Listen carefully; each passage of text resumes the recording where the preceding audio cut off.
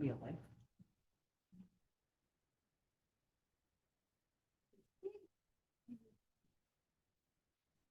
On top of this, I default solution, so I sold it as it's to take mine because it's regular. But just like, thank God, I'm tired of it. And then ask my boss when I was there, everybody's telling, she always has to bend down. I'm like, What we're gonna talk about now is the difference between normal aging and not normal aging. Now, understand, I did not say dementia. I just said normal aging, not normal aging, because one of our big misconceptions in this country is that if it's not normal aging, it's gonna be dementia. And that's not true. So we've got to get that one off the table. So what I'm gonna do very quickly is give you two quick little role plays that are gonna take you through normal versus not normal. So I'll do normal first. I'm in the living room. And I've been watching a TV program, and the program finishes, and I decide, you know what?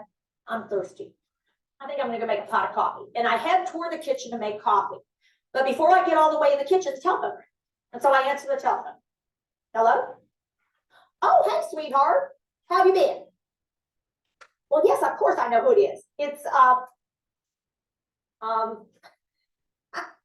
on the tip of my tongue. It starts with a B. Betty, of course it's Betty. Sorry. Recognized your voice right away, just couldn't think of your name. Yeah, senior moment. Huh? What? Oh, no, I'd love to get together. Oh, today? Okay, what? At 2 this afternoon? All right. Oh, at the mall. Okay, well, which end? Macy's.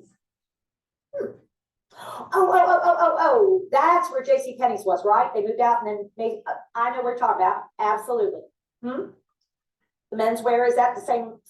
Yep. I know where to be. 2 o'clock, I'll be there. Wait right inside the door. I'll be waiting right inside that door. It's supposed to be a little chilly Saturday. Yeah. What? Oh, they opened a new chocolate store. Oh, well, you know me. You know what I'm gonna get.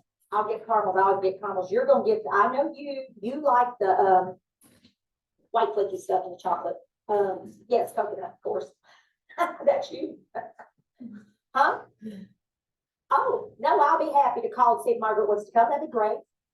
Yeah. All the vacation pictures? Oh, yeah, I'll bring them. Wait till you see yourself in that bathing suit. Oh, I was just kidding. Just teasing you. You know how I am. Such a teaser. You get that? I'm not gonna say it, but you sure get that. Huh? What? No, I'm just talking myself. Like, you know. All right, sweetheart. Well, I'll see you then. Love you. Okay. Bye-bye.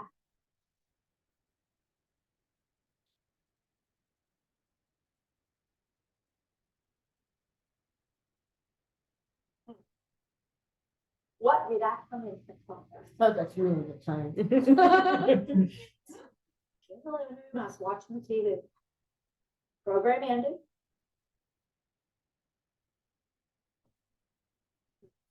I've been able to anything else. Okay. I was in the living room. I was sitting right here. And the program ended, and I thought, oh, coffee. Why could I not think of that? Lord knows I'm losing it. Now, all of you've gone dead silent. Because all of your brains are going, oh shit, I had this. Every single one of your brains is going, oh my God. Oh my God. And your brain is going, I don't think that's the best. That's just normal. Is that normal? I think that's normal. Your brain is talking to itself. One side is going, I think you got that. No, she didn't say that was dementia. I think she said that was just not normal. I think it was okay. That happens every single time. The room gets dead silent because if you just think old people are worried about this crap, no, we're all concerned. Because you're going, I think I've done that. I did that just yesterday. What you totally forgot, because in that moment your brain was going, because I said that was normal. I was going to do normal first. So here's what I think I better do. Do this. Roll your shoulders. I think we better do it one more time. You need to let it go. Breathe out all the way because you guys are going. And by the end, your brain going.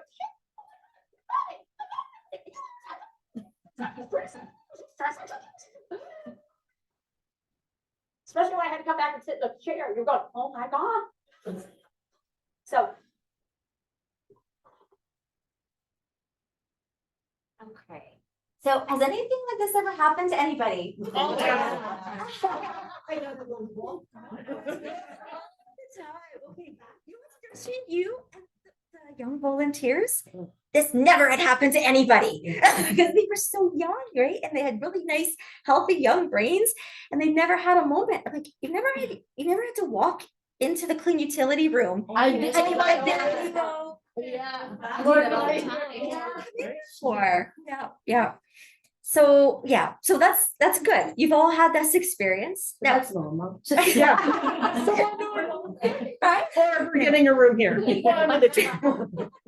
So what's kind of funny, but also anxiety provoking about that? Why did the room go dead silent? They were Because they're animals. thinking they're having dementia. Right? Everybody's thinking, I've got this. I've got this. Yeah. So when your body goes under stress, your brain signals your body to release those stress hormones, your cortisol, your epinephrine. You start that sympathetic response of fight, flight, or fight, right? Now, she had everybody take some deep breaths, and that made the parasympathetic take over so that you can actually think clearly.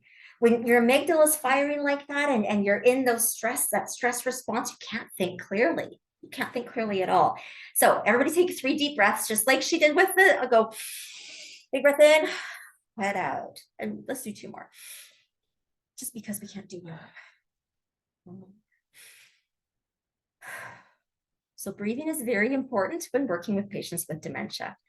Give yourself that breath and also allow other people to give that moment, right? Yeah. Perfect. Okay.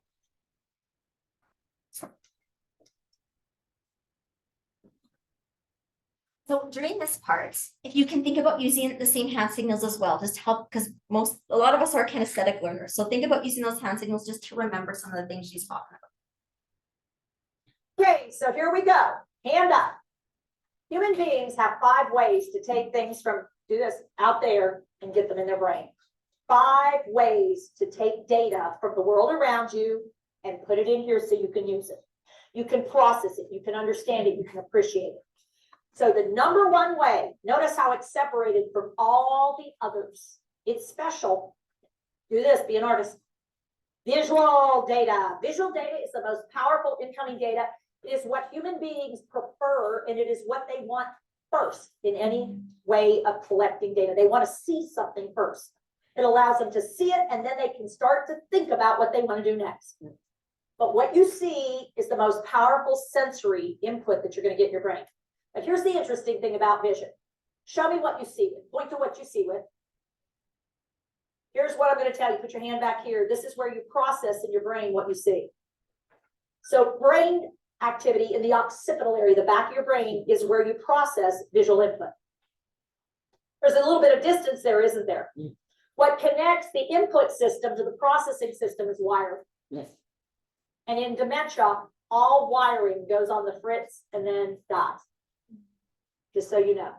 So there's a lot of wiring here. It's complicated wiring. It's actually fairly complicated because how many eyes do you have?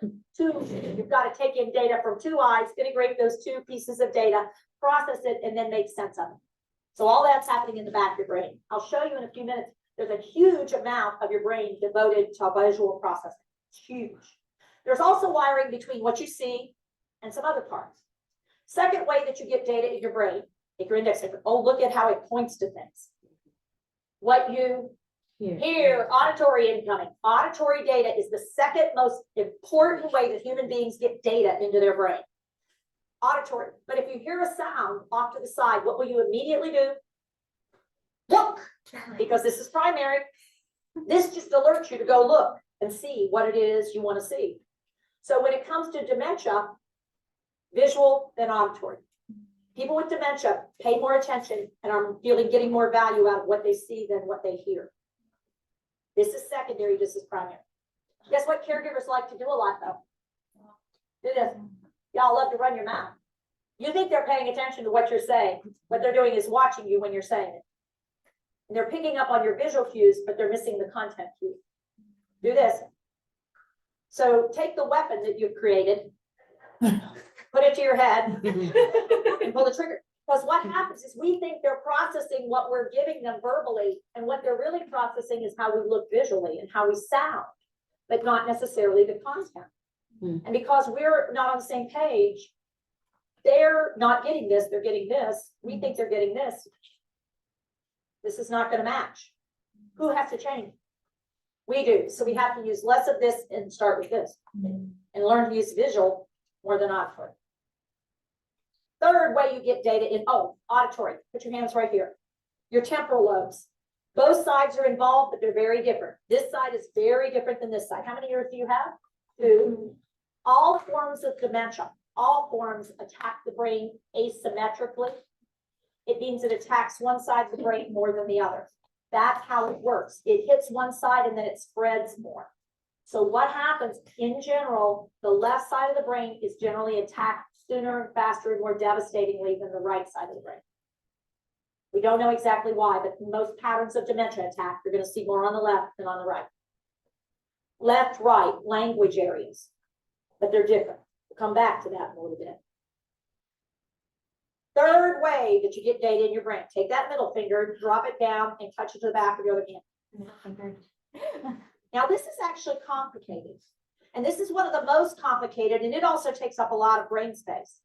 This is sensory motor. You feel something, you do something, you do something, you feel something. They're wired together. So that when you feel something, if you like it, you do more of it. If you don't like it, you stop doing it. So when you feel something, you do something to change or encourage or facilitate what you're feeling. And if you don't like it, you don't do it anymore. Here's the biggest challenge of dementia care. Turn to the person next to you. And if you will come up this time. Thanks. All right, now what we're going to do is eliminate vision, and we're not going to talk. Okay, so we're taking away 2 of the ways that you would normally be able to get data into your brain, and I'm just going to use that third way. Go ahead and do that so you get the feel of what it feels like when you're doing this. So you can already tell where I'm going with this. This is not a good one to start with, because most people are not fond of the idea of starting an interaction like this. And I do this particularly so you'll start to get the idea, no touching until you've done a visual verbal, and only then are you allowed to do the touch. You got to make sure they come together. So here's what we're going to do. You close your eyes. People with dementia, put your hands behind your back, because I want you to feel incredibly vulnerable. That's what this disease does. It robs your skills, so you suddenly are pretty vulnerable.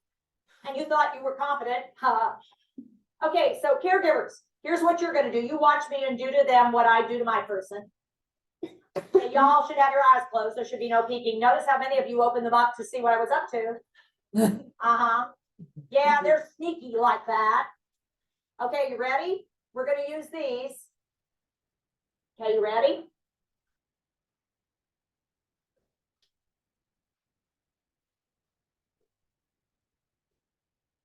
And now one more.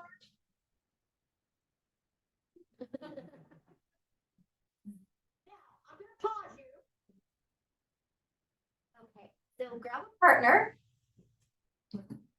And one person gets to be the dementia patient. Put your hands behind your back. If you guys want to wash your hands first, you can. I should word that differently. Please wash your hands first. So one person, hands behind your back. 3 here. Is there 3? Okay. Oh, one person can be with me. Okay. You can be with me, Morgan. Okay, so one person behind their back. Eyes closed. Yeah, I can see that. Eliminate the sensory, no talking, eyes closed, hands behind your back, and the other person, just with a couple fingers, just pick at them. Okay, you want to be the patient. Eyes closed. Okay.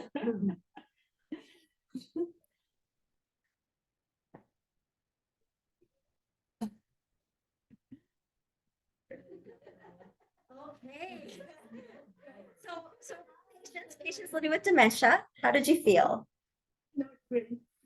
Yeah, it's weird. Weird. I did not give you permission to touch There was no Yeah. consent. I'm like, Choice. And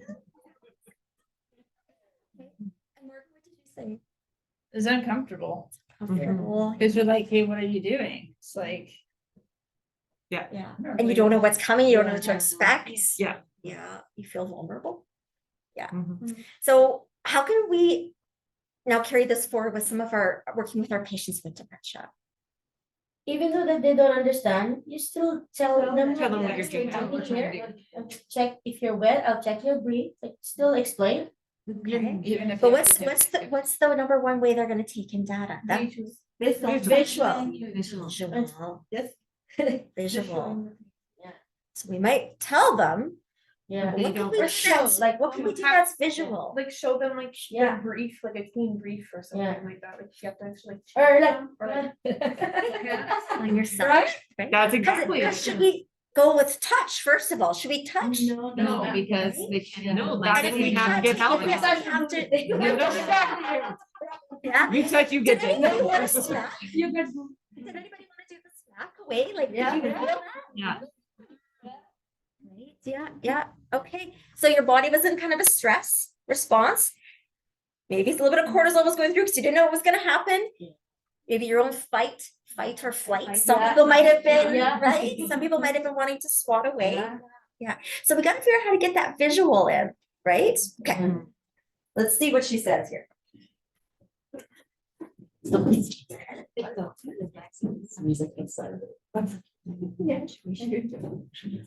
How many of you found at some point you were being cut and your eyes flew open? Yeah. How many of you realize you had a really hard time not going, we did, hang on now. Touch yourself where we just touched you. Go ahead and touch yourself where we made the touches. All right. I consented to that, so I was okay. You consented to your own touch, okay, yeah. So I knew it was happening. like the same spots, you're touching yourself. Yeah. Okay. So like when you're coming in at someone and you have to do the peri-care and you're trying to explain it to like that. Because Bridget and I were just talking, like, how do you prevent them to thinking that you're assaulting them? Yeah, because a lot of them think they're being assaulted, or you know what I mean? That's why they get aggressive, that's why they get agitated. Normally, they don't have anybody else touching them but themselves. right? Yeah.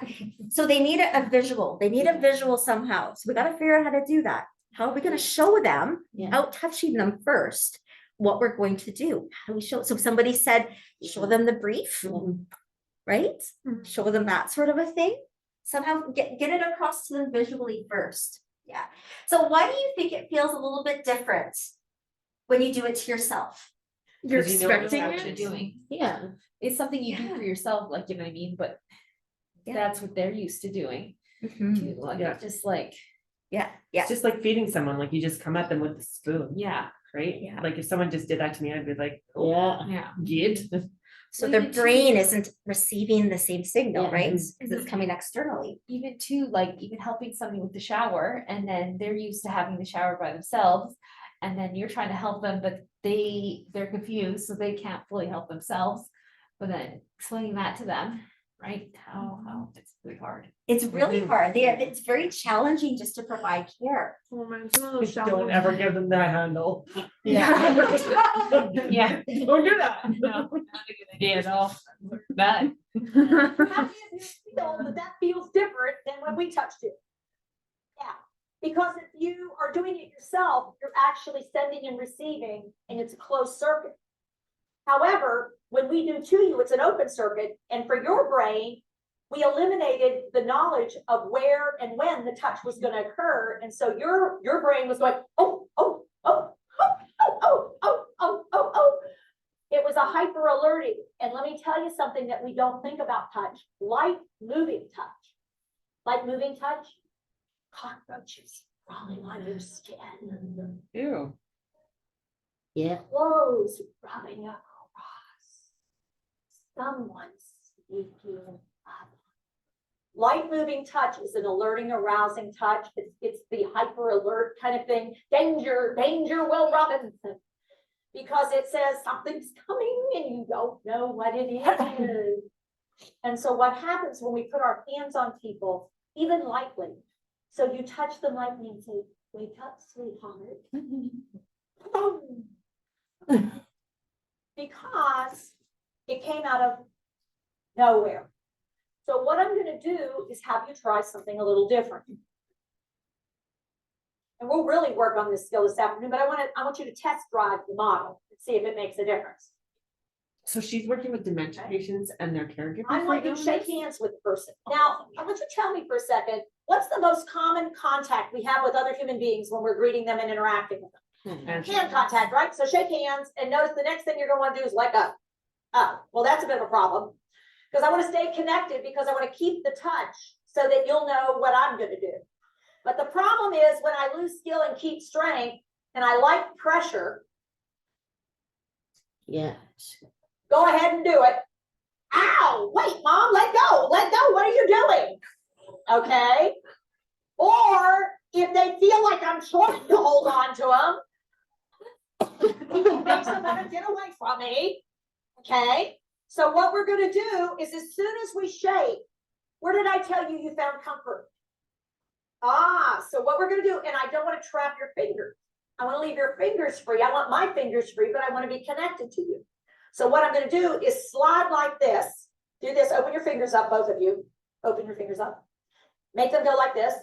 You should feel like you've created a bird, a butterfly. You're connected, but you're free to move. Close them down. They can hold on to you. They can use strength, they might use skill. It's comforting because you got pressure down there at the palm. And here's the really cool part. Hold on to them with your strength fingers and you still can use your skill fingers. How cool is that?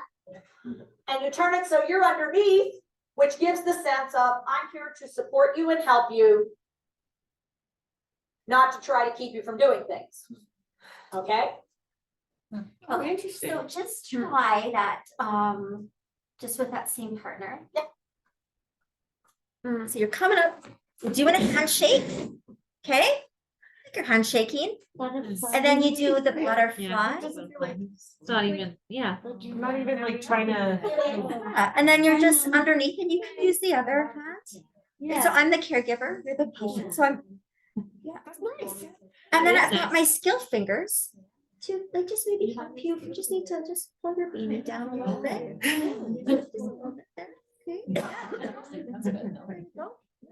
And you know, and then I can guide you a little bit. Because remember, What I was thinking, like, they, like, I squeezed. You still look I'm not hurting. gonna- I'm not No, and I'm hurting not you. hurting you either. Yeah. it's nice, eh? The hand under hand, and it's pretty easy to do. Here, you be my caregiver instead. Okay. So, oh, hi. I'm trying to think Yeah, now. so butterflies, But and you're gonna be underneath. Oh, that feels good. There, yeah. So now she's Because nice and sometimes they supportive. do need you to cup their hand. Yeah. To get that trust with them trust, sometimes. Oh man, they got that death grip sometimes too. The depth. So what did she say about? This is very Yeah. calming to them. Yeah. They'll grab onto you because they're seeking that sensation. Yeah. That they're actually seeking sensory.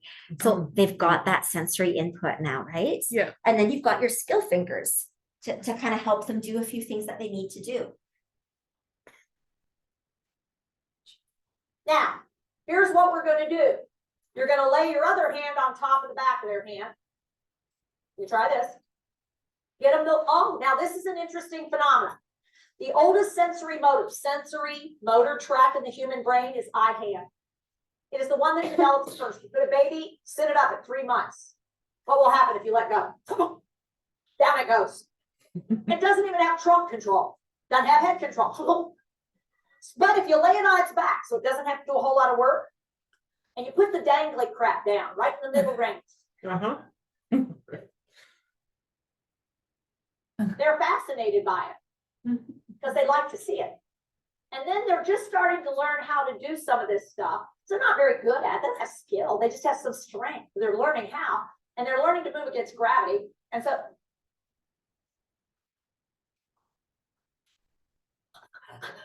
you can watch them when they get it. It's like, look what I did. Did you see it? I have control. And suddenly their excitement builds because they have the feeling that they control the world. So what we're gonna do, that's the oldest, most primitive sensory motor system in the brain. It's the one that is gonna prevail the longest through the end of this disease. It'll be the last one I lose. I hand. But I'll lose skill before I lose strength. Okay. So when she talks about skill, these are your skill fingers. There's a nerve that goes from these fingers that creates skill. And if you think about it, that is our fine motor. That's how we write. Yeah. These ones, the nerve that goes here is considered strength, which is weird because you don't consider these your strength fingers. But if you went to go open a jar, that's where your strength comes from, right? It'd be hard to open them just with these fingers. That's where your strength of your hand comes from. So in the disease, that's what she's kind of pointing out, is that they lose this, they keep the strength, right? Which is difficult for us as caregivers. Okay, so everybody just try that one more time. Give somebody a handshake. And asking again, so about your other question, about how do we actually provide maybe incontinence care for this person? How do we help them get in the shower or unbutton some of their clothes? Okay, we're in the hand under hand. We've got our skill fingers because they maybe don't have that skill anymore. And we're helping them. It's their hand. They're completing their own circuit. Okay. If you were to close your eyes, Like they get distracted that you're the one that's doing it, like they're forgetting that someone's doing it for them, or is it just the comfort of the action? it could be both. It could be both, but it's their own brain signaling that it's their own hand coming to them, right? Oh, Coming to them to unbutton, coming to That's them gonna take a minute. to help with the pants. Yeah, it's different. Yeah. Yeah. It is different. It's different. I've been trying it out on the units myself. I've been trying it with also feeding. Okay, I sit beside them and do a little hand under hand. Yeah. And sometimes I have to support the elbow, Yeah. but it's their own hands You're and they actually open feeding their yourself. mouths. But like Their feeding own yourself. hand completing the Right, circuit. but like you would have the trigger to open your mouth because your hand's coming to you. Cause you see, yeah, cause I see my Yeah. hand. Interesting. Yeah, I get the Yeah. feeding, the dressing thing, I'm a little, That'll take a little bit. I'll take a minute for, It but the takes the feeding thing Yeah. totally makes sense. Yeah, cause it's like you see, you see your hand. Yeah, it's coming, oh, I better eat. Yeah, Okay. interesting. Yeah, very interesting, hey? Okay, we kind of did a little bit of that. Did you guys, the people that were helping, did you feel different though? Than Yeah. if maybe if somebody was doing it to you? Well, we both tried, Yeah, like it was, yeah. like when she brought the hand up, it was like, oh, that's a different yeah. reaction than what I thought I was gonna have. Yeah. Yep, your brain expects it, it's connecting Because its my fingers are own still able to feed you, system. and you think you're feeding yourself, but your hand's coming to you. But we're doing it together. I like So that tech. try I that like on it. the units. I've been practicing it. And yeah, the only thing is that with your body positioning, especially if they're in a chair, you have to pull another chair up, right? Because otherwise you're like really awkward. So you have to sit Yeah. down beside them, And you right? need to be careful if they're like one of these flickers. But you've Yeah. got control. You should. You've got control, right?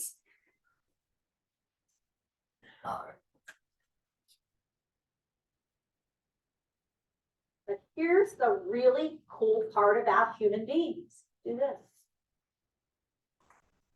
How cool is this? Visual motor. Watch this. She's here, she's looking around. So let your partner look around for a second. They're distracted, the world's really interesting, they're excited. Wow, how cool is this? Take your other hand, lay it gently on the back, and give a pump in the hand. And no matter what they're doing, they will pause, they will look at the hand, and they will look at you. Let them look away. Pause. Give them a chance. Check. Because when your hand touches something, your eyes want to see what it is. When your eyes are looking at something, it will also draw your hands. That's the other bad news. So what their eye sees, their hand wants to touch. And you're surprised when they start doing it. Well, you're the one that said, exactly. You put it right where they can see it within arm's reach, and they're going, okay, look, goodies. On the other hand, if I do this, no matter what she's doing, she's gonna notice me. Once I've got her looking at me,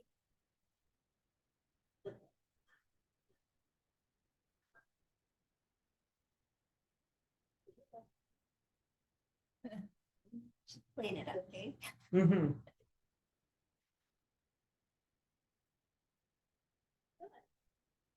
That's how she does it. right here. Perfect. Nice. She travels with me, so her brain is both I love that. getting Right? and giving.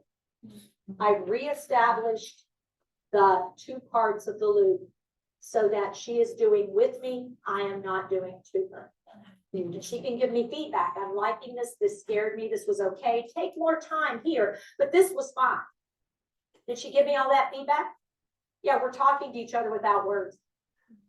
Because what I'm doing is using what she has left to help me communicate with her with the way that she could get the communication, as opposed to Yeah. overwhelming her system with data. Okay, so with your partner, I want you to give that a try. We'll give it one more try. Feel the difference between touching with versus touching something. Okay, one more try, whatever you feel like you want to try. If you want to try the hand pump, if you want to try the hair, if you want to try the feed, give it a shot. You go ahead and be my caregiver. I want to go home. Look, go. I want to go home. I want to go home.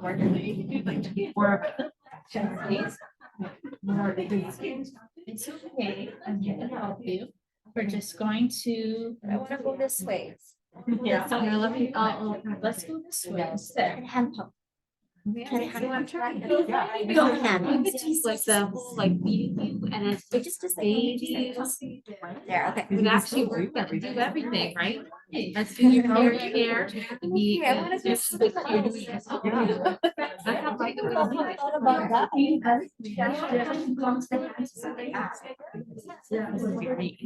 very good. Well, maybe you can do your other hand to. Look, you're unbuttoning. Yeah. That's wonderful. Okay. This is really about that. Like they're doing it themselves, so you're not actually like, harming them or, Yeah. they think Forcing they're it on. forcing them on it. Yeah. They don't feel as threatened, Yeah. right? Yeah. Yeah. That's natural. Yeah. I'm glad you guys like that. That's good. Yeah. Have you ever noticed though that eye contact, drawing hand contact or hand contact causing eye contact? Like, have you noticed that in your own experience? How important eye contact is, but then Yeah. also Yes. hand contact, drawing eye contact. Yeah. So that's kind of what when they start getting distracted, she pumped her hand and brought her attention back over, right? Just using that gentle. Remember, what kind of touch? What kind of touch do we want to be using? Gentle but firm. Firm touch is actually what they like. This is bugs crawling. It's sensory I like it. overload, right? Yeah. Firm touch is a good thing. Yeah. Oh, great.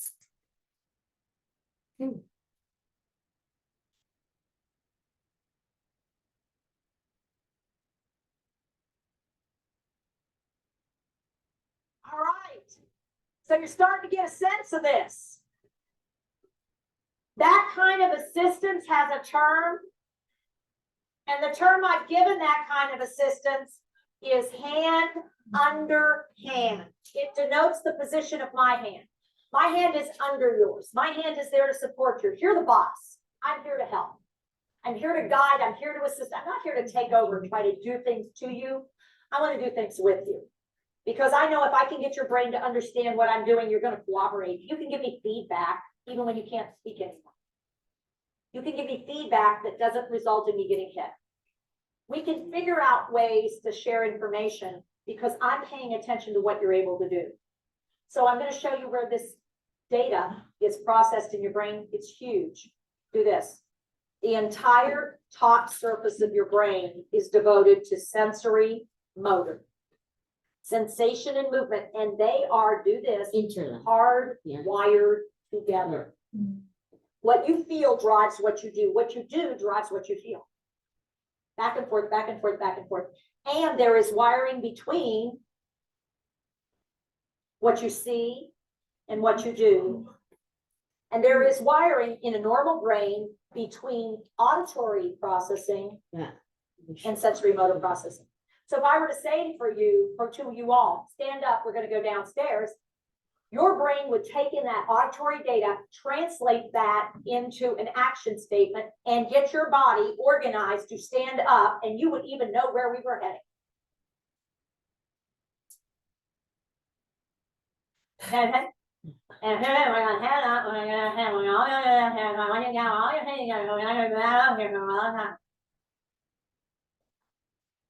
By late stage dementia, that's exactly what people with dementia hear when we try to give them auditory data. They lose the content, but they keep the rhythm, and they can't figure out what we're trying to get them to do. And it's not because they're not trying, and it's not because we're not trying. It's because we're using the wrong system for what they have left. Well, that's why you do small words, like simple words. Yeah. It makes sense, yeah. So the other two, Using smaller sentences, right? Simpler words, but realizing that they might not also comprehend your message. Yeah. Right? So thinking of other ways to get those cues. Yeah, sorry, Chris. So when we have our 2-person assist to kind of like transfer from like bed to chair, something like that, like how would you use this like hand under hand? Only to, one like, guide person. them, right? will talk. If you're doing, sorry, okay, if you're doing a 2-person assist, Like you like to transfer, like let's say we're getting them up to the chair for like PJ paralysis or something. Like dressing, I understand, like how are you gonna help get them up like that? oh, that's a good problem. Okay, so I'm the patient. Let's work through this here. I'm the patient. I can't understand your instructions. Try to maybe demonstrate already. You've maybe tried a visual, right? Maybe you've tried that, but it's hard to actually do a visual. Like you have Maybe like, like a walker in front of them or something, right? But like sometimes they just for there hold the walker, right? and they hold it And they hold and it, they're trying, or they just, or they, or they push it away, they push it or they away. say no, thank you. Okay, Right, like- not now, thank you. Yeah, Because if a walker is new for them because of their mobility and stuff like that, Okay. they're not gonna understand how to use the walker either. So how are we gonna get them up Okay. cooperatively? Because I find that's a big thing with lots of the dementia patients we have at 53. Mhm. Transferring them, they just. And they're 2-person. So we've come in with our agenda, Mm-hmm. agenda of what we want them to do. We want them maybe to the washroom. Maybe we're doing Sure. comfort rounds. Sure. Okay, so we've come on our agenda. We want to get them up to the washroom for how do we get them to do what we want without showing our agenda? That's a good question. How do we get them up? So maybe we've tried a visual. We've gotten a chair. We've showed them we're gonna want to scooch forward a little bit. Maybe we got the transfer belt on already. Maybe they've even put it on themselves because we've told them it looks really good with their outfit. I had one lady do that one day. I was like, "Did you want to try this belt on?" She said, "Yes." She put it on. She just was perfect outfit. She was like, perfect.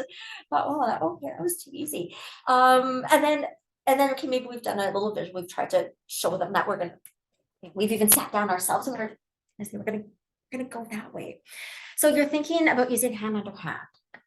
Is that what you're thinking? You just like in general, like if this is what we're going for, is like this hand under hand, because like if you can like guide them and you have those 2-person assists, like I know me and Bridget many times 2-person have just like walked them together. Yeah.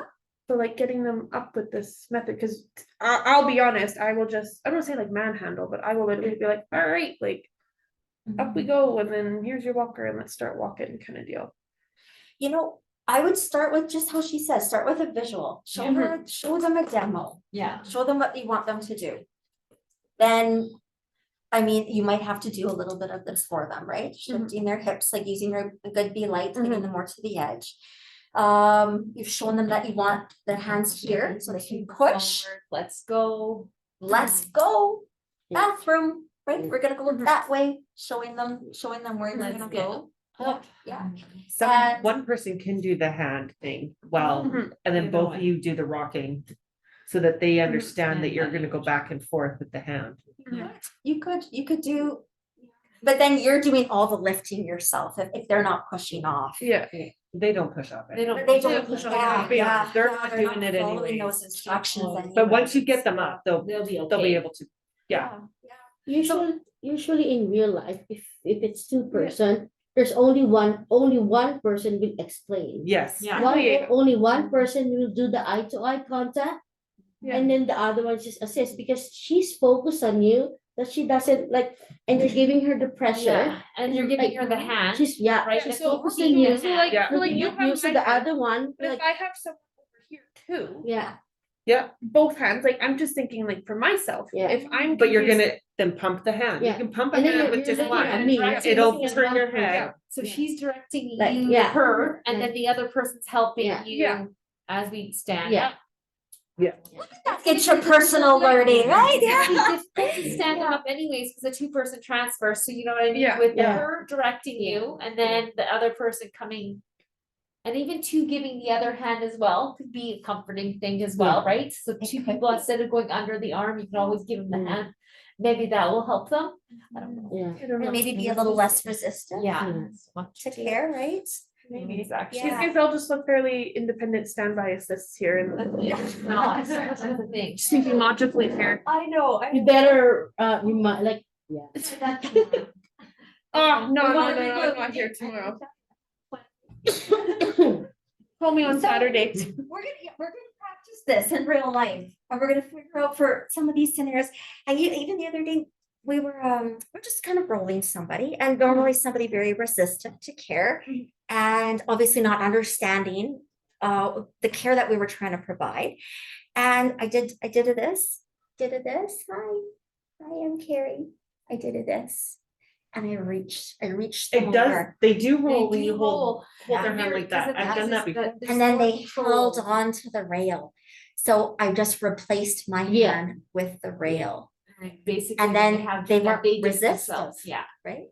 You did your other little things, maybe you bent their leg up, right, for And then them, and they're turn up. already almost on their side. Yeah. And then they're not resisting you, right? Mhm. So there are a lot of applications for it, but it's something you just gotta kind of play around with a little bit, I think, for our, like in our world, right? But I think it's doable. I think that big helps. Mhm. I think so too. They're doing the action. They think they're doing the I'm action. gonna practice this with Their 3B. mind is completing their own action. 3B.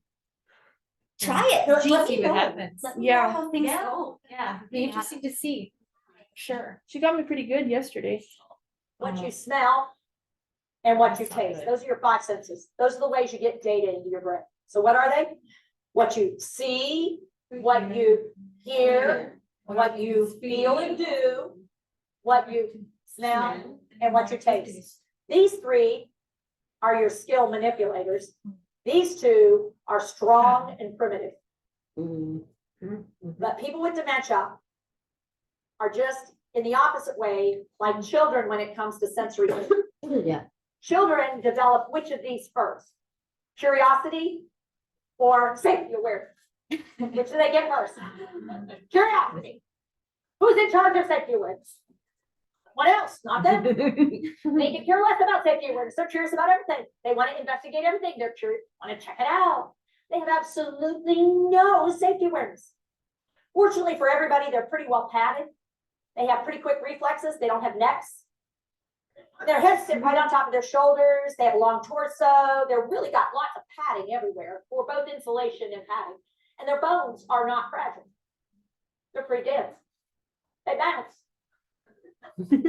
When you get dementia, your brain fries in the opposite way it was developed. It dies, it fries. It's not working in the opposite way. So what are they going to keep? Curiosity. What are they going to lose? Safety awareness. Here's a heads up. You're not my mother. I resent it when you try to be my mother because I've lived a rich full life. I am not 3 years old. I am not 18 months old. You don't treat me like that. And yet my skill set requires that you figure out how to create an environment of safety. But it still has to have this, or I won't stay there. But if it's too much, I get overwhelmed. And if it's not safe, and I don't have what they have. I don't have padding. My bones are fragile. My fat pads have all gone to my trunk. I don't have it in my extremities.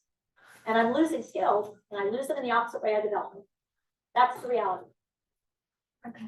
Have you ever had an interaction with a child where you had to stop them from doing something unsafe All the time. all the time? It's all the time. And so before, when you were kind of talking a little bit about like, it's like we're with a child, Yeah. right? Trying to keep them safe all the time. Do you feel like now maybe are some dots connecting a little bit more for you a little bit? Yeah. And I mean, we've already talked about some strategies about how to actually help.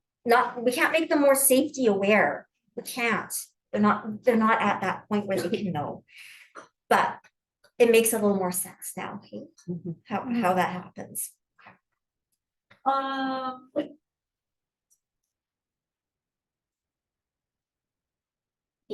We're just gonna keep powering through. We're almost there, guys. I know it's been a long day. So real quickly, we're gonna go back to our scenario. Because what I want you to realize, human beings, when they decide to go do something, what happened is I was sitting here and I got a call to my appetite. I'm thirsty, core. Well, now the core of my brain is in the center part of my brain. Do this. This is the limbic system. This is that thrive to survive. This is the part that says I'm hungry, I'm thirsty, I've got to peep, I've got food. And now it's time, and you guys are getting close to that. It's, look, temperature regulation. It's also how I fight infections. It's heart rate, respiratory rate. It's wake sleep cycle. All that's in the core of my brain, in the limbic system. And then part of that limbic system, put your index fingers out, is my amygdala. Your amygdala is the survival thing. It's your impulse center. Yeah. Fright, flight, fight. Part of the limbic, but special. It's basically designed to protect you in moments of danger. So it's shit, what was that? No, I don't like that. I want what I want when I want it. Do that. Oh, what was that? Because some of you can't say shit. You can in certain situations, but just not here in front of everybody. Oh, what was that? That's fright. Then no, that's flight. I want what I want when I want it. Fight. I'm flight, fright. Automatic, basic core stuff. Then around the outside is built other stuff. The last part of a human brain to develop, put your hand right up here, is this one. Safety awareness. That ability to think things through, to be thoughtful, to consider your options, to control that limbic system, that autonomic system, and instead say, you know what, not a good idea. Hang on there. Let's not go right now. Let's wait a second. Making decisions. Initiating, sequencing, terminating, and being able to see something from somebody else's point of view. Very last part of a human brain to develop. There are some people who never get it. Just so you know. You know. I married one. So here I am in the living room, and I decided to make coffee. That was my limbic system saying you're thirsty, go get something. And I started to act on that, but what happened? Oh, look, gosh, telephone rang, an interruption, auditory. I knew what to do. I answered the phone because I recognized what it was. And then when I heard my friend's voice, I knew who it was, but I could not think of her name right that moment. That is normal aging. And here's why. What happens with normal aging is the following. Put your hand in the back of your brain. For each human being you've ever met, you take a picture, snapshot. You see them multiple times, you have multiple snapshots, and you have them each in a file folder marked that person. But then, in order to come up with the name of that person, you have to go up here to the left, temporal lobe, and find your file cabinet for names. You have to sort down through the list of names to find the one that matches that picture. And then what you have to do, go over here, you have to do voice recognition and match it up. And then out of your mouth from this side comes the word, hey, Betty. Here's a reality check. Our speed of processing slows over time. It's basically 0.5 to 1% per year from the time you're 25 on. Yeah, around 40 to 50, you're starting to notice the slowing. And so I go to get the data, and it's like, the mouse is not clicking nearly as fast. Now, let me tell you something about these mouse. If you keep clicking that button, you freeze the mouse up, and the mouse goes, I don't know what you want. Hang on, stop. I don't know what, wait a minute, I'm thinking. What am I thinking? I can't tell you anymore. I'm thinking of something. I can't think of it. Oh, what? It starts with B. I got to the bottom, girl. I got to the right area, but I couldn't come up with the name of this expectation. Because some of us go, oh, hi, sweetheart, how are you? I'm cheating. I'm using automatic system to cover for the loss. Yeah. And some of you call me on it. Oh, yes, yes. Why are you so mean? One of these days you'll be older. You'll have that moment of, I know. This is why we give your name tags. This is why name tags are a good thing. Because what did I provide for your eyeballs? So there it is. I don't need to look in the file cabinet. Look, I found it. So as you get with older people, you'll start to notice when you wear your name tag, they look at your name tag after they look at your face and then they say your name. That's because they're smart. Some of you are doing it here. And if not, you hate when people call you on this. Why are we so mean? Here's what you want to learn how to do. Hey, Betty, it's Tifa. Why don't we talk like that anymore? We used to say things. There was a polite way that you did the telephone. We don't do it anymore. You go, hey, you know who I am? And my least favorite when you know somebody has dementia. Mom, which one am I? That's true. What is it? Quiz right away. I don't like you very much anymore. You're making me feel stupid. How many people like feeling stupid? Raise your hand if it's your favorite way to feel. You gotta quit doing this because what it ends up happening is you shut down my system, you don't make it work because right away you shoved your agenda at me. So when we go downstairs, which we are gonna do, because you know what I'm noticing? Your limbics are starting to get really active.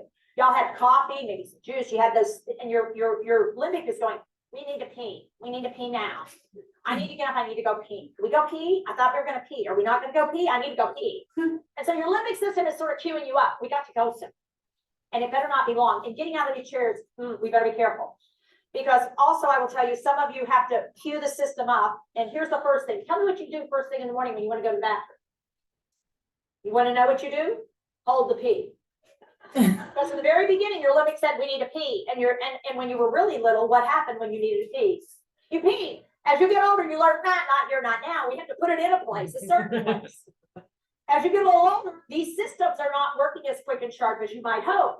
So you actually have to devote energy to hold the pee, make the other muscles work, but hold the pee, keep holding the pee, hold that pee. Keep holding it. Oh, we're in the bathroom. Do not let go. Hang on tight. Got to do a lot of other things. Keep holding the pee, hold back the pee while you go. Okay, now put it down. Now the guys have another problem. Okay, now you can let go. Okay, really, you can. Relax. No, don't hold on. No, come on, there's more. I'm telling you, there's more. Come on, let's let it out. Come on. No,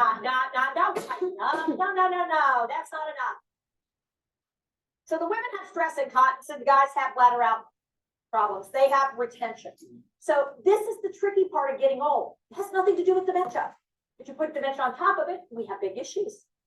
When we meet back downstairs, what we're going to do is finish out the scenario and talk about skill building. And the whole thing is going to come together for you to help you appreciate how you can help people take in data and how you can use your skill to be supportive.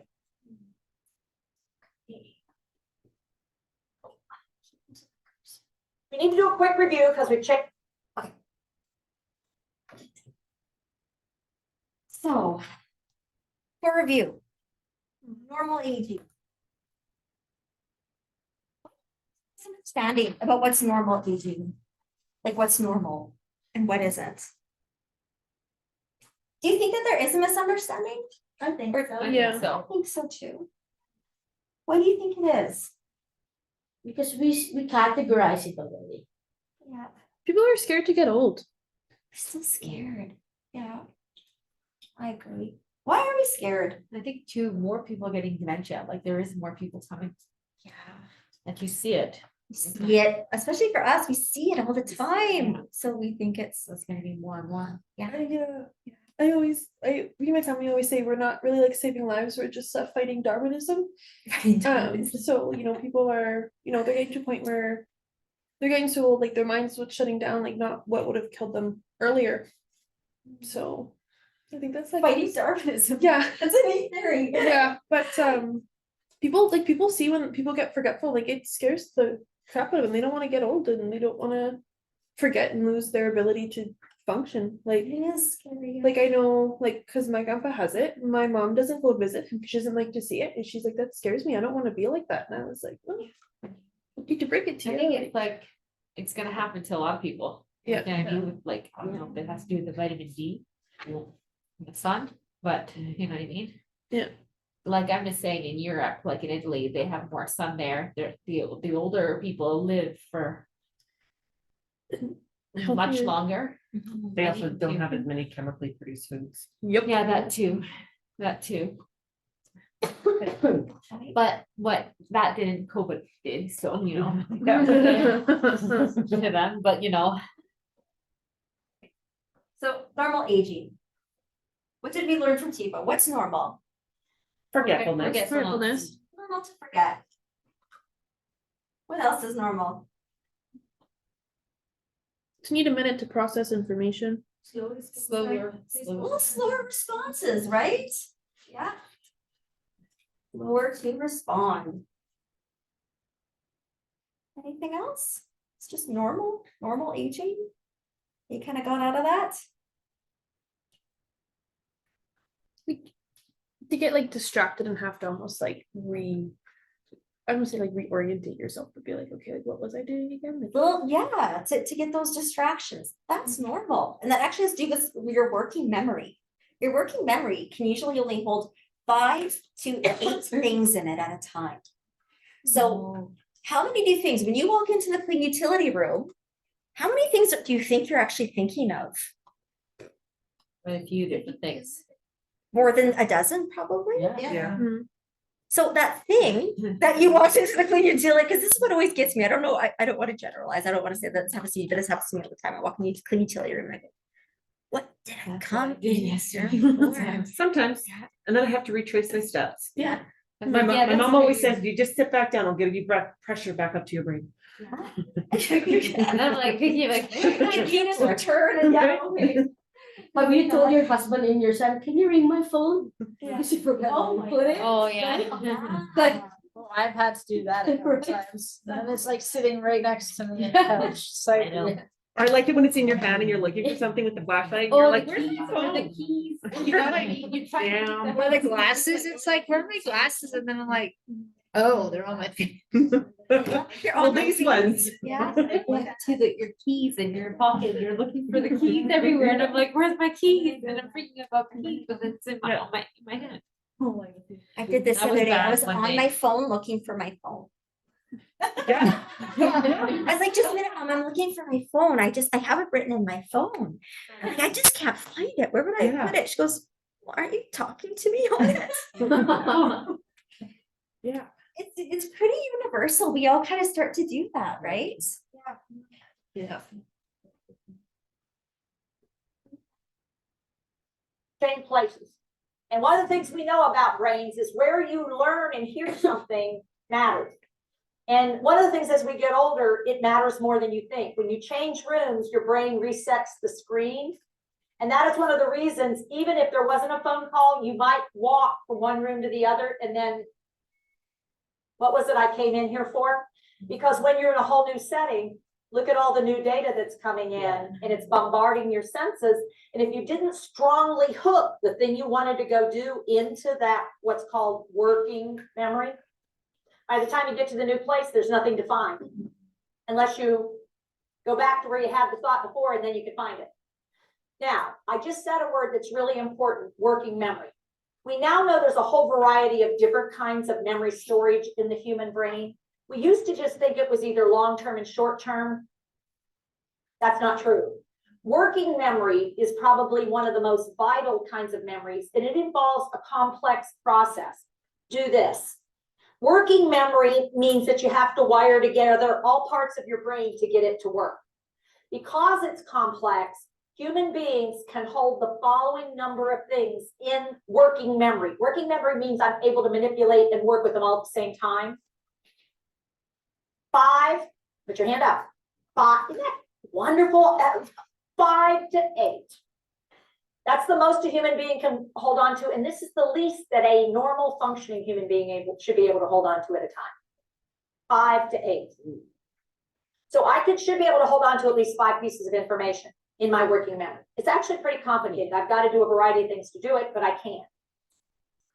So what I did when I wanted to make coffee, when I was sitting there, finished the TV program, I put make coffee in working memory. And then I went to a new place. And before I could get settled in the new place, the kitchen, which is where I would make the coffee, the telephone rings. So I didn't quite make it to the kitchen to establish the relationship, which would have allowed me to go ahead and do what? Make coffee. I could have finished it off. But instead, what happened is the telephone rang. Attention, attention, new data incoming. So what I did is I went and answered the telephone. And the first thing, it was my friend. Now I got diverted a little bit because what did I have to find? Because the way she did it. Her name. And so that took a little energy. So it's my friend Betty. And then she asked me a question. Do you want to meet? She gave me data at 2 o'clock, at the mall, at Macy's. She told me there was a new chocolate store that opened. And then I had to hold on to the information about that. And then I had to go find the thing that I know she likes. So I had to go do that. And it was the white, shut up. The white. Now that reaction was you trying to give me more data when I was already trying to work with data. And so what did you notice my little limbic did? Shut up, I don't like that. So shut up is a way to say you're trying to do too much and I didn't like that. And it's a fight system. It was an autonomic automatic. So people say, shut up, I'm trying to, but you leave me alone. That distress sign is just, you're trying to put data in and I'm already processing. Do you mind? And what you want to say is, I'm sorry. I said, I'm sorry, I was just trying to help you. It's like, what part of I was trying to process data and you're interrupting did you not get? And what's our natural reaction when somebody says, shut up? No, I was going to tell you why I was interrupting you. That wasn't mine. That's what you want to do. Do this. Mine was more aggressive. Go ahead, do it. Y'all love diarrhea of the mouth. You get diarrhea of the mouth. You try to tell them, even when they said, don't tell me. You ignore their message back to you because you have important. You want them to understand why you interrupted them. I don't give a shit why you interrupted me. All I'm trying to tell you is quit interrupting me so I can finish what I was doing.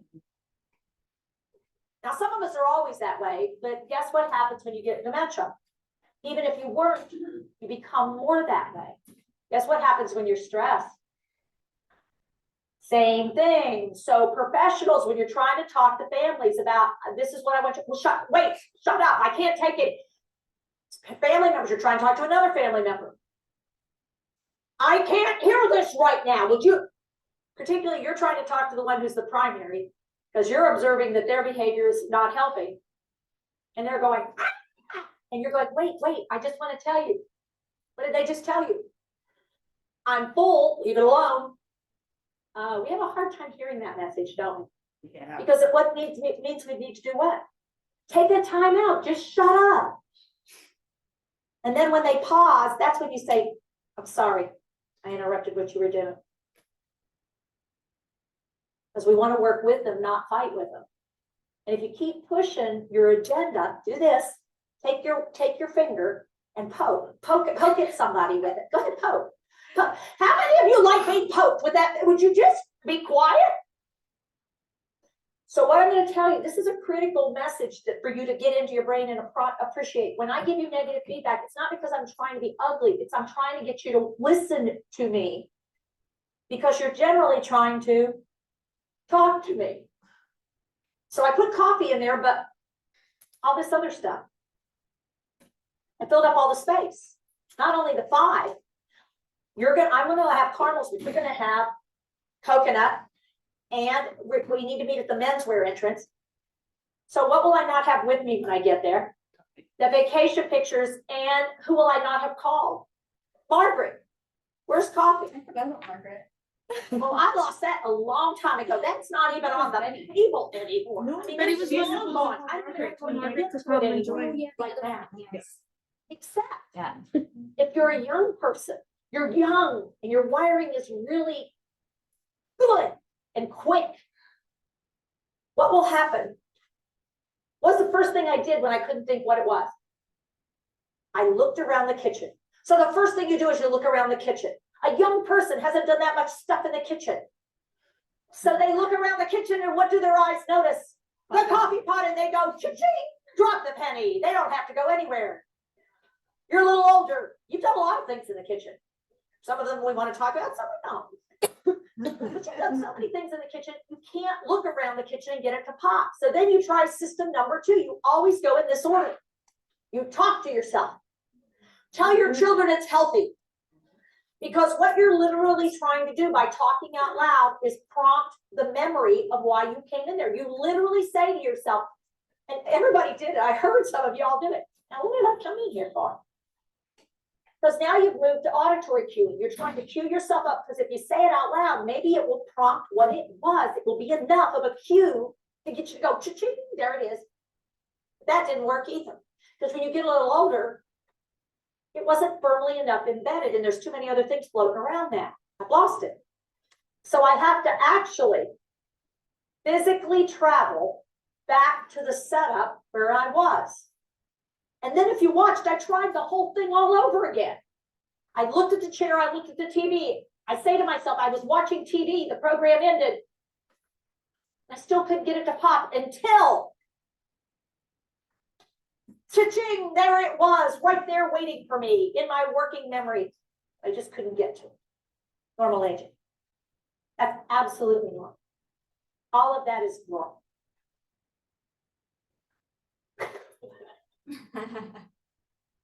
Okay, let's see if we got the same things that she did here on her list. I'm in the living room and I've been watching TV and the program ends and I said, well, you know what? I'm gonna go make something. I'll make some of the stuff that you get. Yeah, go make it. Phone rings. Hello? Hey, sweetheart. Yeah. Who is this exactly? Betty who? Oh. Well, why didn't you say? Okay. What do you want? Me today? Why do you wait till the last minute? I wish you'd tell me ahead of time. Well, I don't remember you talking about it at Bridge. Did you talk about it at Bridge? Well, you talk all the time at Bridge. Your mouth runs incessant. Huh? Well, okay, I don't need to be mean, but you talk a lot. That's all. What? Oh, you want to meet at the mall? Okay, well, that's fine. What you in? 2 o'clock? Yeah. Macy's. Well, honey, I don't think there's a Macy's at that mall. Where's there a Macy's? No, that's a J.C. Penney's. It's a J.C. Penney's. I have a card with them. I have a credit card with them. I know what it is. I buy things there. What do you mean they moved out? I stopped there not long ago. There's no way they moved out. Oh, did they just close up? Well, good Lord. No, that's still, you sure? I think you're right. Well, fine, I'll meet you at that end. I know what you're talking about then. Huh? Inside the men's, well, of course I know where inside the men's wear is, but you better get to the right store. You're not going to be there. Huh? All right, well, fine, whatever. What? Oh, they opened a chocolate store. Well, you know me, I love that. That's my favorite. What? Well, I'll have caramel, and you'll get one. Oh, you like the kind of brown hairy ball and brown stuff. What do you mean? What am I talking about? I'm talking about the brown hairy ball kind that you like. You like the brown hairy ball. Do you speak English? Honestly, don't get what you want. I don't give a shit. I mean, whatever. I'm gonna start an argument about this. Huh? Well, no, I'll call her and see if she wants to come. That's fine. What? The vacation pictures. Oh, back on the boat? Yeah, I'll bring them. Wait till you see something about it. Well, honey, you look like a cat. No, I'm telling you, your butt cheek is hanging out so bad. I mean, it looks, I mean, you must have put on, what, 30 pounds? I mean, you're eating too many of the brown hairy ball thing. That's what's going on. That's all. Because that's, you got to suck them down because the way it's touched. If you don't like looking the way you look, you should do something about it. That's what I say. Well, listen, do you want to get together? You're going to get next to. Well, then I'll see you there too. That's fine. I don't know why you're so stirred up. You're the one eating. All right, then. Shit. I mean, I don't know what her problem is. The Lord, she gets an attitude. Now, let me think here. Oh.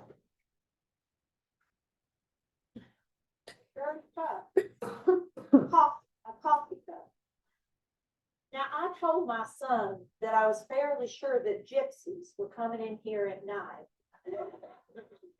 and making coffee, drinking my coffee and leaving dirty dishes, because I've never left dirty dish in my life. And here it sits, a dirty coffee cup, partially drunk out of. I'll guarantee it has their provenance all over it.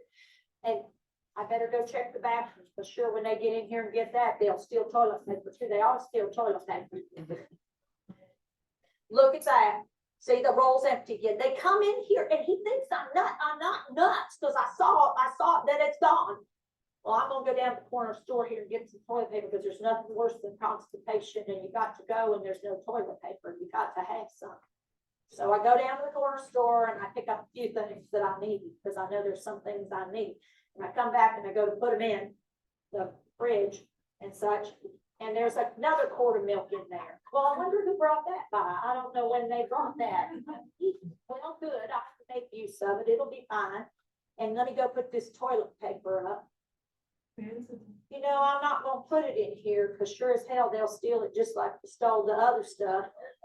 I'm gonna go put this in the spare bedroom closet because they won't think to look there. Okay, here we go. Oh my God. This is where they're keeping it until they bring a truck to come pick it up. There's gotta be 30 rolls right there. I'm gonna hide it up the bed. They won't know where to look for it. At 10 minutes after 2, telephone rings.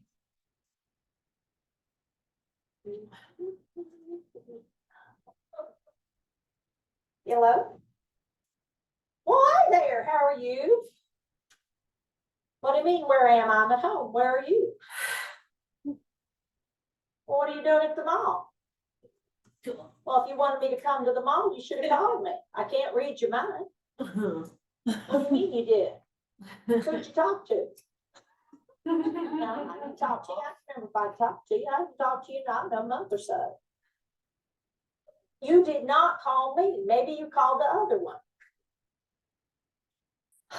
Listen, I mean, I hate saying this because I hate even bringing it up, but I think you best go see the doctor. Because I think you may have that dementia they talk about. All right, well, bye-bye.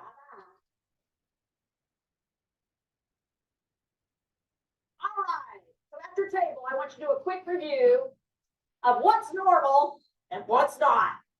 So go through the laundry list of everything we've talked about and see if you can highlight some of the things of not normal. Just talk about your not normals. So not normals. We talked about kind of the normal. What was the not normal there? Forgetting that you have plans that you just made.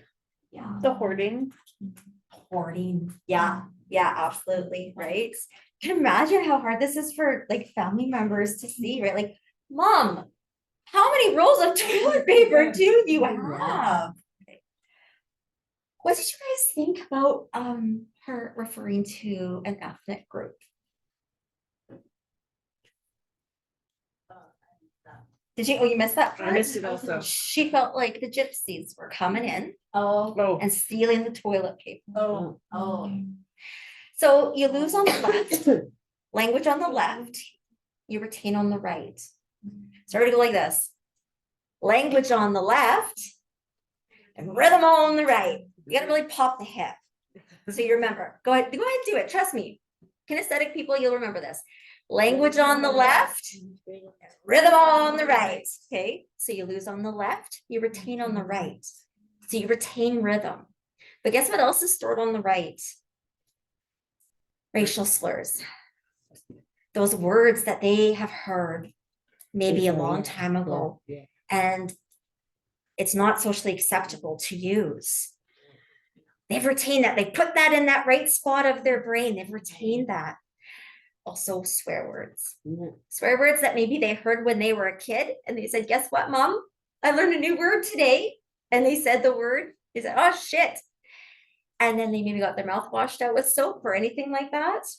They've retained that word on the right. It's actually a retained skill. Okay? Really hard for us as caregivers, right? And that's kind of why Teepa uses those words and why she uses ethnic slurs like that. It's actually, it's something that's retained in their brain. Also sexual expletives, right? Sexuality also retained. Yeah. A bunch of things there, hey? What else did we say for, what else did, they'll know a person but not know their name. That's normal. You're more likely to look up before you leap, right? You still have some safety awareness. Now, not normal aging, unable to do as you did before, unable to start tasks, stuck in a moment of time, which is stuff we kind of talked about before, unable to think things through. Words won't come, even with a visual, right? They just can't talk about it. A lot of us, if we can't remember a word, we'll kind of talk around it. We'll like, oh, you know, it's something that's, oh, right? You know, pen, hand me a pen, right? But some of the other ways, they'll use that circumlocution. They'll talk around the word, right? And describe it in a way we wouldn't normally talk about. People with dementia will lose nouns. They can't actually use their nouns anymore. Do you need a little cough drop? Yeah, Do you thank, want one? I know, yeah, like, yeah, oh, I thought we're in the office. Thank Sorry, I you. put a one there, yeah. Give it a thanks, shot, yeah. yeah. And personality and behaviors are different too.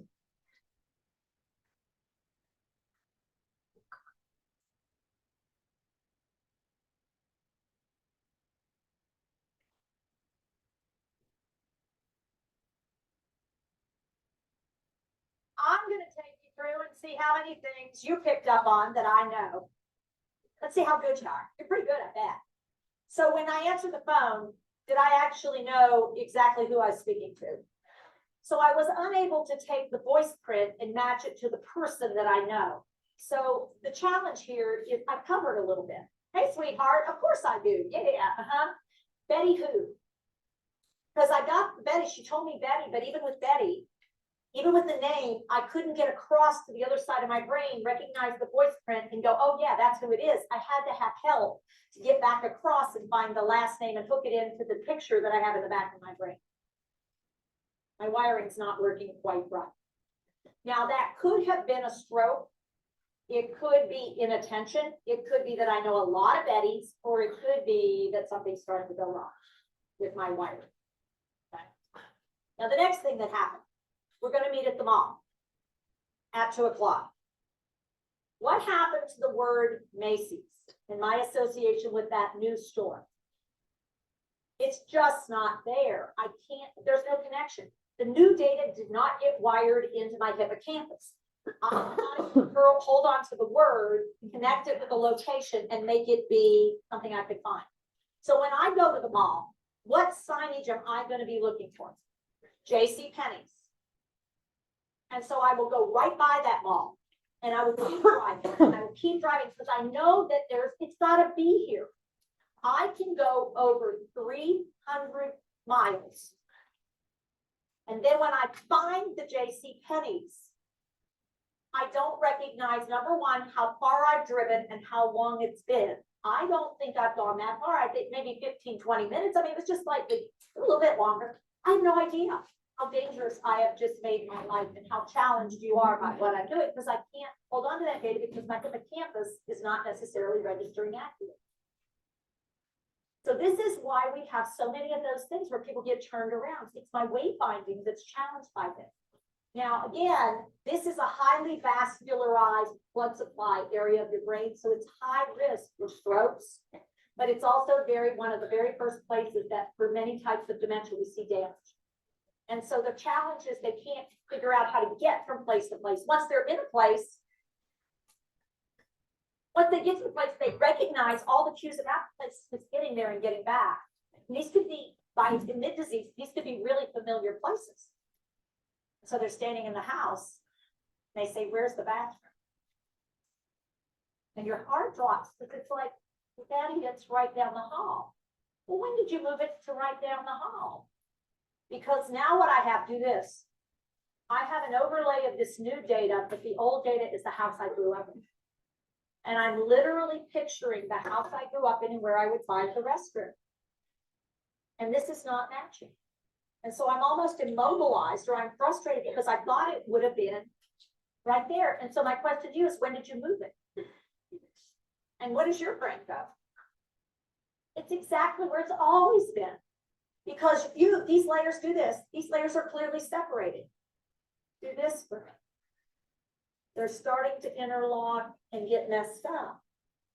And so if you look like somebody who was in my life a while back, I may make a mistake and think you are that person because I'm losing the layering of time in my hippocampal area, just like I'm losing my space place. Time and space are controlled by your hippocampus. And I'm starting to lose that skill and directionality. Can't do it. So the next thing that comes up, so we have that one, and then the next one. I like funnels and you like. Now, I want you to take this one. The first words people who have cognitive change almost always lose. They almost always lose nouns first. They lose the names of things because they're highly specific and you have to get to a particular location and then you have to articulate. One is getting it in and the other one is processing, the other one's getting it back out. So you have, it's really complicated. You've got to receive, you've got to process, you've got to send out. This is all these guys together. But let's look for a word, push it up like this, but I can't find it. So here's what I want you to do. When you have not normal, go like this. Yahoo! This is my attempt to describe the word. What do you notice about how far away from the word I am? Pretty far away. So your brain's going, because when you describe the word, it was a short circle. There's actually a term for it. It's called circumlocution. I talk around the word. So I called it a brown hairy ball in the brown stuff. And I can tell most people in this room, you've never heard me do it before, your brain automatically went, ooh, what? Because in your mind, for 90% of you, you went to a sexual image and it wasn't pretty. Admit it. Many of you don't want to admit that's what you actually pictured in your mind. You pictured a ball. It was small. It was hairy. And it was covered in brown stuff. And you were not thinking coconut in chocolate. You were thinking gross and disgusting, and I hope I don't have to clean that up. She's not wrong. Especially if you're thinking this. But let me ask you, what does the outside of the coconut look like?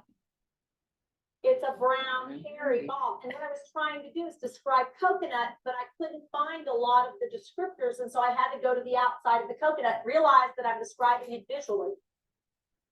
A brown, hairy ball in the brown stuff. Then I lost the second word, chocolate. And so I'm left with the brown stuff is vague. So I want you to do this. I'm looking for something. I want to tell you something.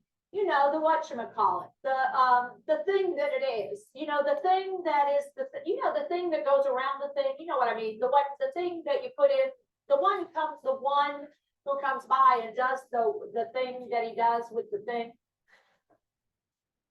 And you're going, I have no idea what you're talking about. Because your brain, do this, if this is what I'm doing, your brain is going, how about this? How about this? How about this? How about this? And your brain's going, there's too many options. I don't know what to pick. Your brain's, I don't know what you're talking about because we're expecting this. That's not what you got. And so this is frustrating for who? Both of us. We are both incredibly frustrated by this lack of skill. We get so frustrated, we get stupid about it. And you turn to the person and I say, turn to your partner or somebody near you now because you may have switched up. I want one of you to say, I need something. Go ahead and say that. I need something. And I want the other person to spontaneously react to that. What do you need? Yeah, what did you just ask them for? I want you to realize how stupid you are. I want you to realize how dumb that was. They said to you, I need something. Obviously, if they could have thought of the name of the thing they needed, what would they have said? I need a. So what did you ask them? The thing they couldn't do it. Why do you think they didn't do it? They couldn't think of it. Now, what you're expecting is this. With dementia, good luck. With dementia, good luck. Okay.